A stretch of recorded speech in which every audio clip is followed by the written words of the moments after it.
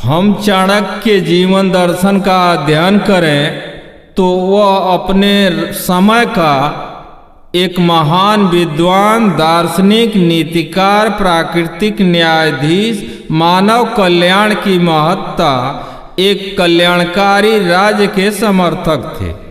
उनका विचार दर्शन आज के युग के अम्बेडकरवादी विचार दर्शन के समतुल्य था। आज के युग में चाणक्य होते तो वह भी आज की समय में भारत की जो आर्थिक, सामाजिक, राजनैतिक स्थिति परिस्थिति है उसके अनुसार उनका भी जो विचार दर्शन होता वह मेरे विचार दर्शन एक प्रबंधन व व्यवस्था, पद्धति व चलन के विधान के समतुल्य होता। अर्थात समय काल परिस्थिति के अनुसार मेरे विचार दर्शन आज के युग के अम्बेडकर एवं आज के युग के चाणक्य के समतुल्य है। इसलिए भारत के सभी अम्बेडकरवादी विचारधारा के नागरिकों को इसकी बारीकी को समझना चाहिए कि भारत में आर्थिक समरसता, सामाजिक समरसता, राजनैतिक समरसता कैसे आएगी, भारत की बेरोजगारी कैसे दूर होगी।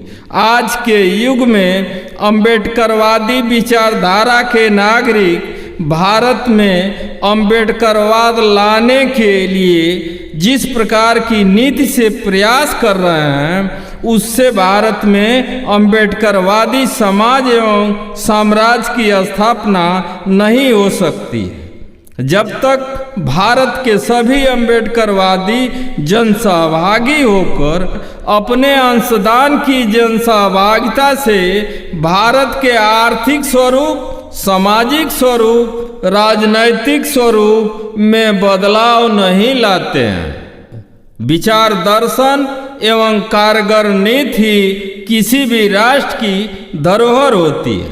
आज के युग में चाणक्य होते तो एक इस प्रकार के गुरुकुल, परीक्षण या प्रशिक्षण के केंद्र खोलते जहां भारत के सामान्य नागरिक को असामान्य बनाने का प्रयास करते। वह भारत के सभी मानवीय ऊर्जा अथवा नागरिक का सर्वप्रथम परीक्षण के बाद प्रशिक्षण दिलाते, प्रशिक्षण के बाद उनकी सेवा लेने, प्रतिफल देने का प्रबंधन करते और भारत के नागरिकों को विश्व कल्याण के लिए तैयार करवाते। उनका प्रयास होता कि हमारे देश के नागरिक विश्व की बेरोजगारी को समाप्त कर विश्व विजेता बने।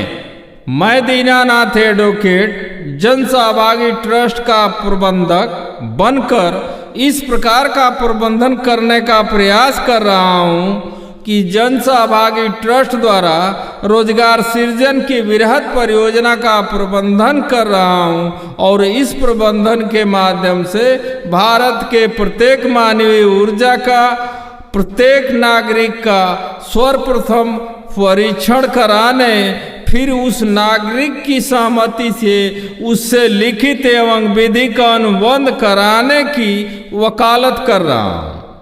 अब अनुबंध के अनुसार प्रशिक्षण, प्रशिक्षण के बाद सेवा और सेवा के अनुसार प्रतिफल देने का प्रबंधन कराने के पक्ष में हूँ। भारत में मूर्खों को मूर्ख कह देना, गलत को गलत कह देना सबसे बड़ा अपराध है। चाहे वह हमारी सरकार हो, चाहे हमारे वो जनप्रतिनिधि हो, कोई व्यक्ति, संस्था व पत्नी ही क्यों न हो, चाहे वह कोई धर्म, मजहब, संस्कृति, संस्कार ही क्यों न हो, होना तो यह चाहिए कि हम अपने में सुधार लाएं कि लोग हमें मूर्ख या गलत न कहें, लेकिन इसका उल्टा होता।